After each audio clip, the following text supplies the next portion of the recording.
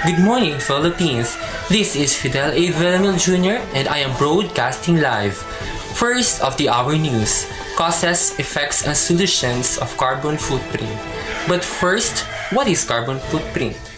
Carbon footprint is an amount of carbon dioxide emissions associated with all the activities of a person or other entity.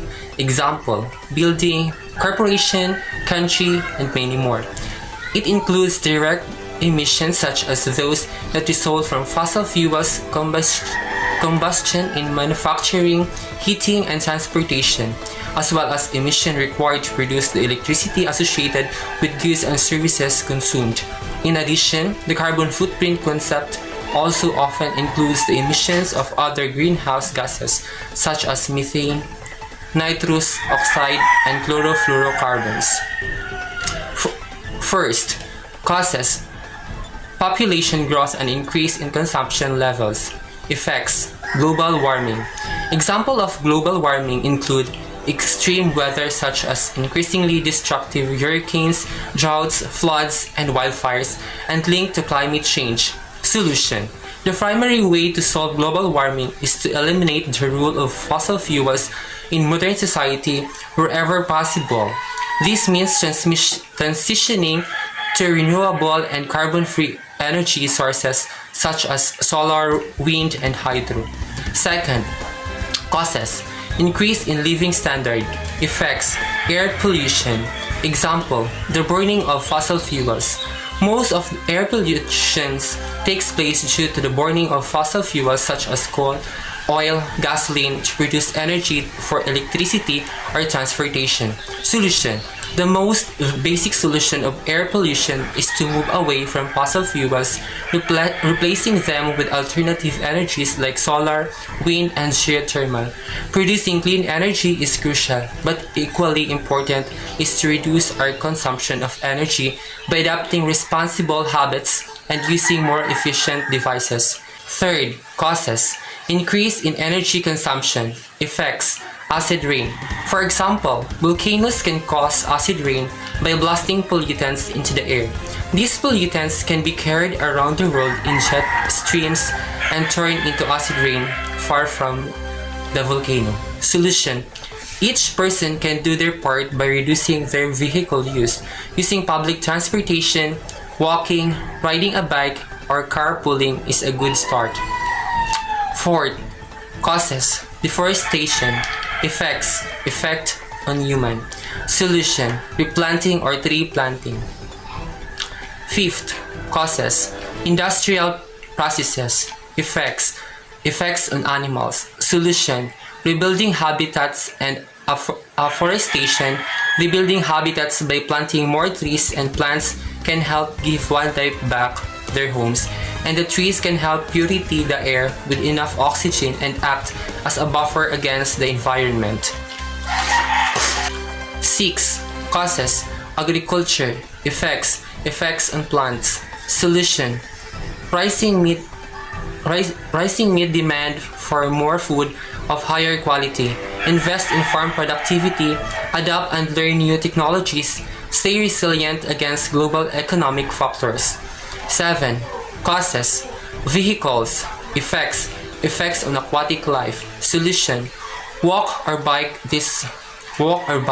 These obvious choices are the best way to reduce pollution as they reduce no emissions.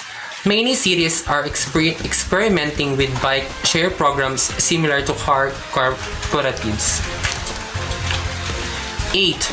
Causes: airplanes. Effect on the whole environment system. Solution: invention of alternative energy sources. Aircraft engines, unlike the other engines, have no other greener alternatives such as the use of solar or other renewable energy.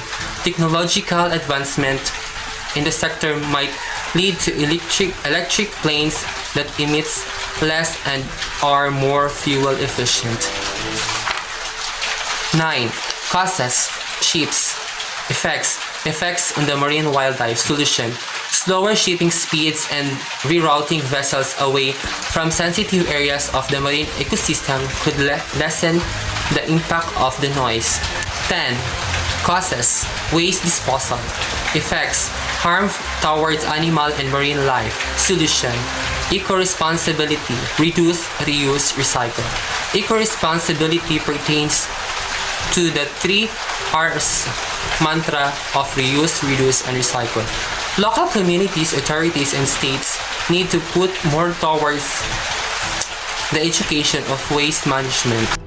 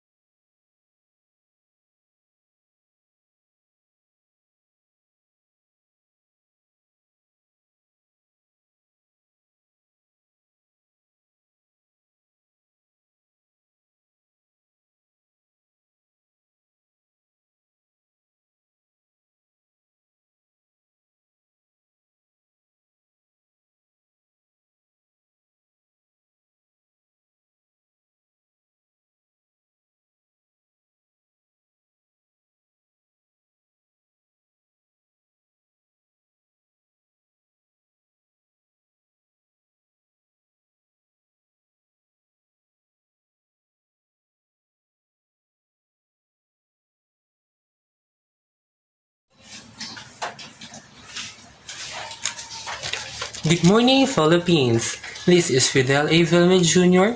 reporting live. Headlines: before President Rodrigo Duterte administration ends, let us look back the 10 Sustainable Development Goals that the Duterte administration did. First, eliminate poverty. The Philippines has a fairly high poverty rate, with more than 16% of the population living below the poverty line. Because of the many people reliant on agriculture for an income and inequality in wealth distribution, about 17.6 million Filipinos struggle to afford basic necessities. From 2015 to 2020, the rate of poverty declined from 21.6% to 16.6%. Philippine President Rodrigo Duterte aims to reduce the rate of poverty to 14% by 2022. Through its strategy, Ambition 2040, the Philippine government plans to eradicate extreme poverty by 2040. Furthermore, the government has implemented various programs and reforms to reduce poverty by targeting education, healthcare, and the overall economy. Here are 5 ways the program is combating poverty in the Philippines. First, greater access of education. Second, greater access of healthcare, family aid, economic improvement, and lastly, build. Second, provide quality education. President Rodrigo Duterte pledged to sustain the government's advocacy of providing accessibility and quality education to Filipino students.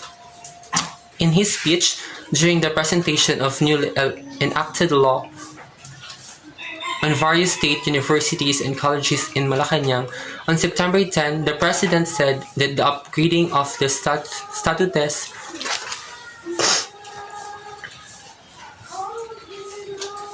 Second, provide quality education. President Rodrigo Duterte pledged to sustain the government's advocacy of providing accessible and quality education to Filipino students. In his speech during the presentation of newly enacted laws on various state universities and colleges in Malacanang on September 10, the President said that the upgrading of the statuses of 5 C